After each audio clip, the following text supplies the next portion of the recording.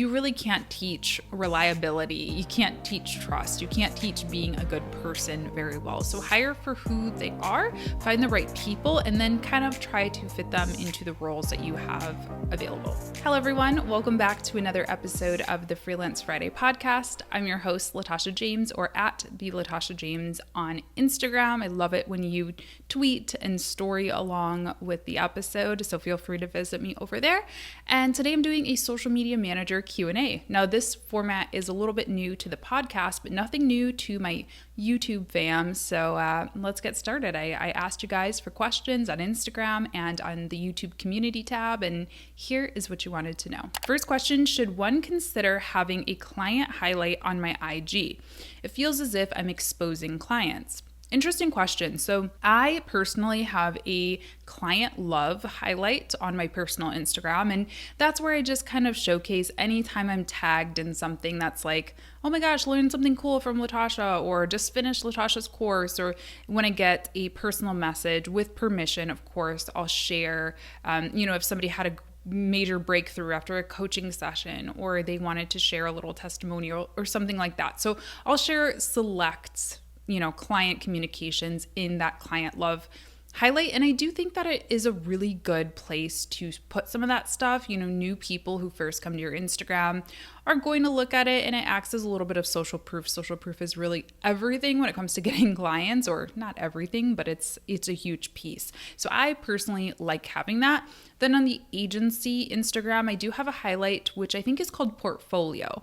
And that highlight just showcases select projects. I'm really not very good at updating it. I should probably go through and add and remove some things, but really, I just put in there projects that we're really proud of. So things that I kind of want to share, things that I'm really excited about. And of course, things that I kind of want to show off. So the long story short is I think be selective with it. And I think you want to be selective, not even for the kind of exposing clients and maybe potentially having some people poach your ideas or poach your clients or whatever, not even just for that perspective, but I think it's also important, if I have a client from the IT industry, let's say an IT company, they don't really want to see everything I've ever done in my whole entire life and career. They really just want to see examples, case studies, portfolio work from that industry. So, unless you are super, super niche down, which this person who asked actually really is and does a good job of that. So all of her clients are probably quite similar. But for a lot of us who maybe do work in different industries, you really want to tailor the examples you're showing to that client anyway. If you haven't checked it out yet, there is a video all about portfolios and case studies that goes along pretty nicely with this. So I will link that in the cards on YouTube and the show notes on the podcast. Next question says, tips for staying on top of your own branding when overwhelmed by client work. Yeah, tell me about it. It's hard because working on a personal brand is so flippin' important. It really is. But often it can just get pushed down to the wayside when we're working on our clients, right? Because those are the most important things. And I always say focus on revenue generating activities first, and posting on Instagram may or may not make us money right away, So I totally understand that. I manage this in a couple of ways. One, I batch and I repurpose. So all of the content that I create, for the most part, can be used again and on different platforms. I'm very, very rarely creating something that can only be used once and only on one platform. So example, this YouTube/podcast is podcast and YouTube, right? So that's two use cases right there. I'll also probably repurpose bits and pieces of it throughout the month on Instagram, on LinkedIn, on Twitter, Facebook, and I'll also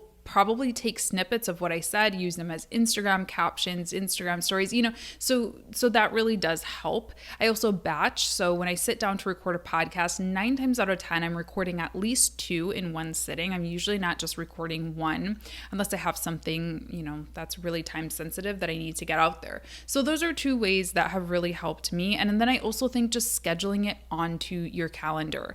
I have certain days of the week. Usually it's Mondays that are kind of my admin days where I am really not taking a ton of meetings or really any at all. I block my calendar from new discovery calls and I only work on admin type stuff. So maybe it's accounting, sending invoices, updating my website, working on my social media, filming a video, that kind of thing, so that they can't be interrupted. I always say, I'm huge on guarding your calendar. Make sure that if you need to get something done, you are not letting people schedule discovery calls or anything like that over that time. I got a question on buying followers. This one says, how do I buy followers only from one area? Safe app recommendations. So in my opinion, there are no safe apps for buying followers. I'm sorry to let you know. That's not something that I support or that I like doing for a number of reasons. So unfortunately, I'm not sure.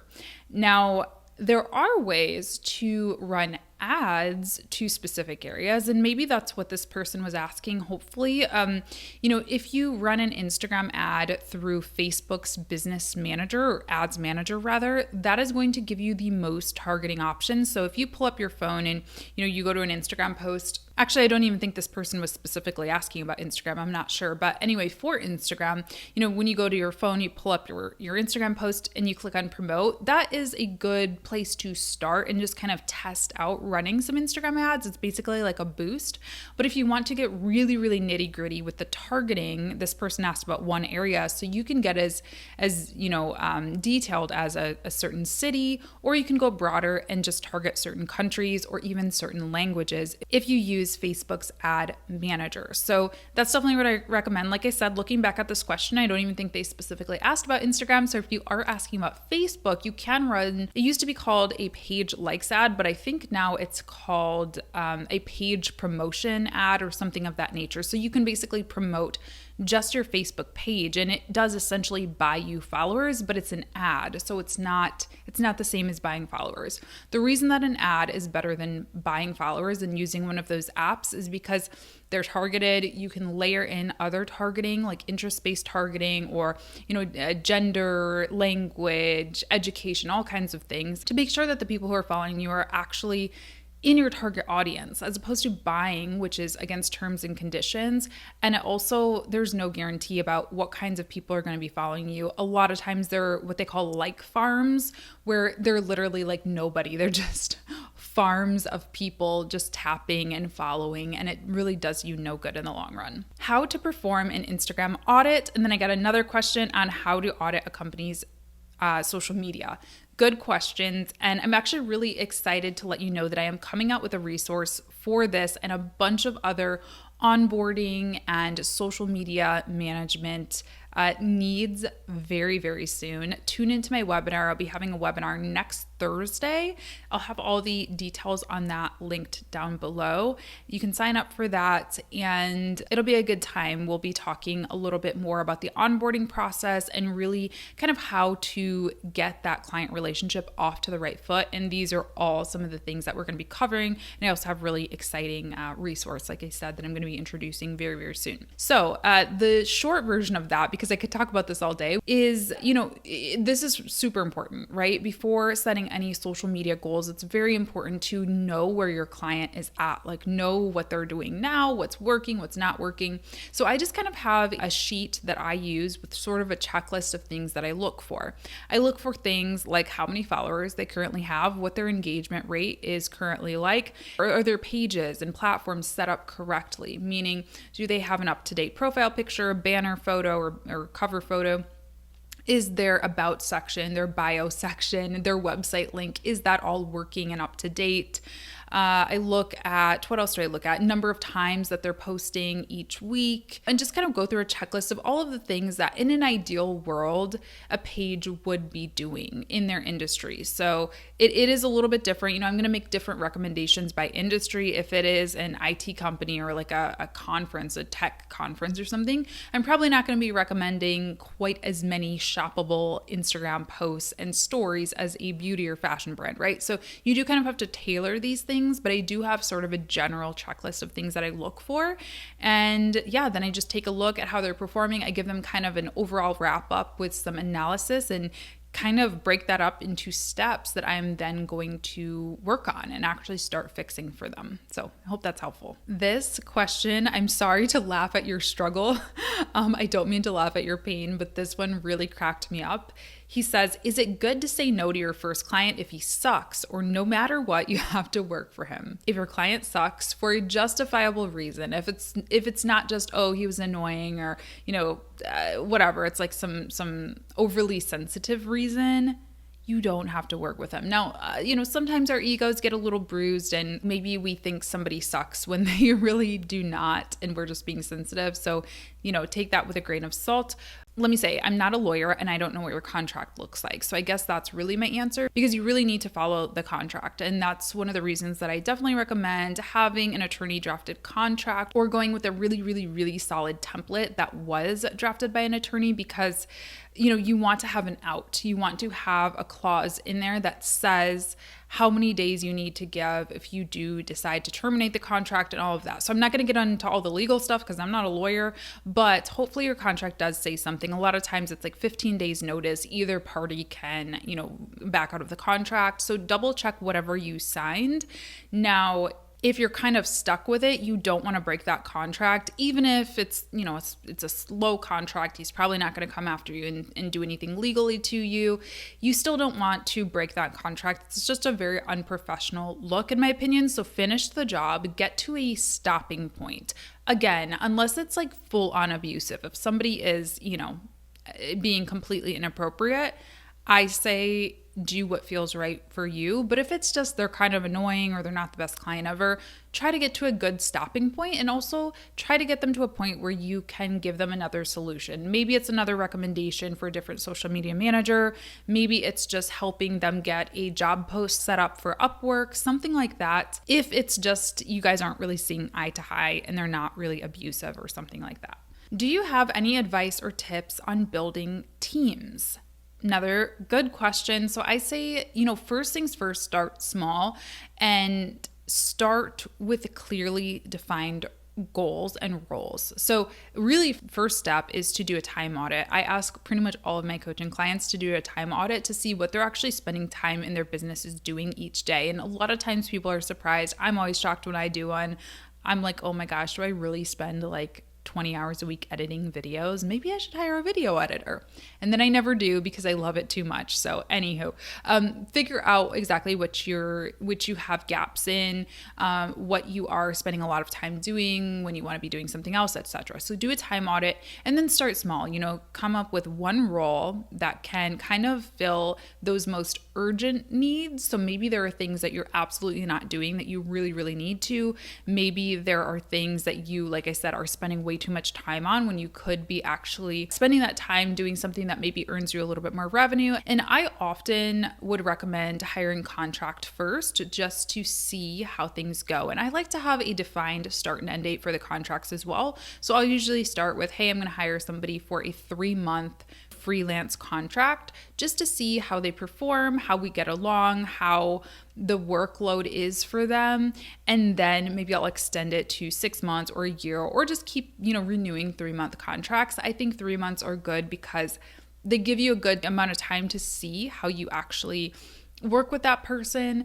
But they also are not so long that if it's not working out, you're not kind of tied to it forever and things like that. So that's kind of where I recommend starting. I also recommend hiring people for who they are above everything.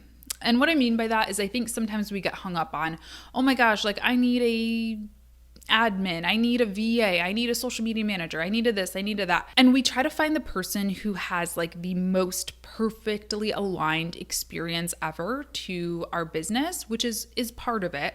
But I think without having that personality fit, without having somebody who you can trust and rely on, those are things that you really can't teach. I'm a firm believer that you can teach skills. You can buy your new employee a course. You can send them to a conference. They can learn stuff if they're the right fit for you, but you really can't teach reliability. You can't teach trust. You can't teach being a good person very well. So hire for who they are, find the right people, and then kind of try to fit them into the roles that you have available. Can I work as a social media manager when I study alone on internet? If yes, which site can I try for working as freelancer and self-taught person? Yes, that's one of the reasons that I'm so passionate about freelancing, because yes, I do have a traditional college degree, but the last time somebody has asked me what I went to school for, or asked me to see my degree or even my resume, oh my gosh, people don't really ask me for that very often as a freelancer. And I think that's great, because I think this is really kind of the democratization of this industry. Without a degree, you can't get a lot of traditional 9-to-5 jobs in this industry, but you can as a freelancer. So my tips for you are to always self-educate, stay on top of courses, stay on top of conferences, continue watching videos like this that are going to educate you, so you are growing your skill set even without that traditional piece of paper.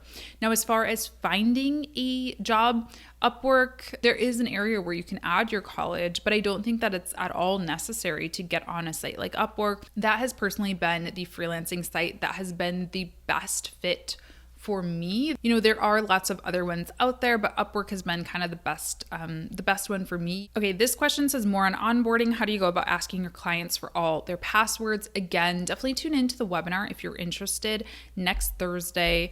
I will leave the link down below for you to register, because I will be sharing a new resource that is going to really help you out with this.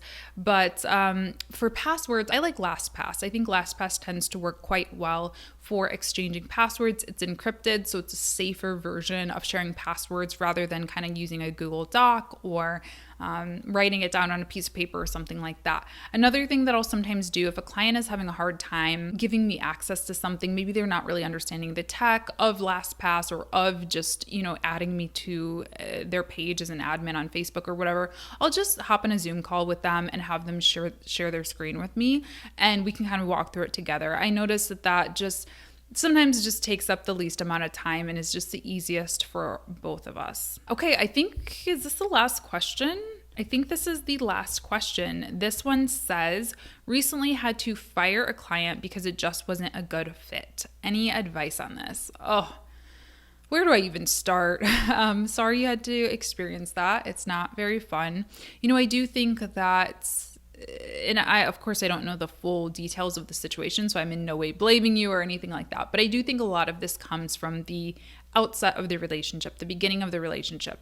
I always have discovery calls before I sign any contracts, just to make sure that I'm talking to the person and not just the company, but like the person that I will be interacting with the most. So sometimes a CEO will be the one to hire me, but I'll actually be working hand in hand with a marketing manager. And maybe the marketing manager and I aren't a great personality fit. So I want to make sure that I have a discovery call with whoever I'm going to actually be involved with, not just the hiring manager or the CEO or whatever. So that's something that you can do to kind of scope things out and see how everything seems to be going.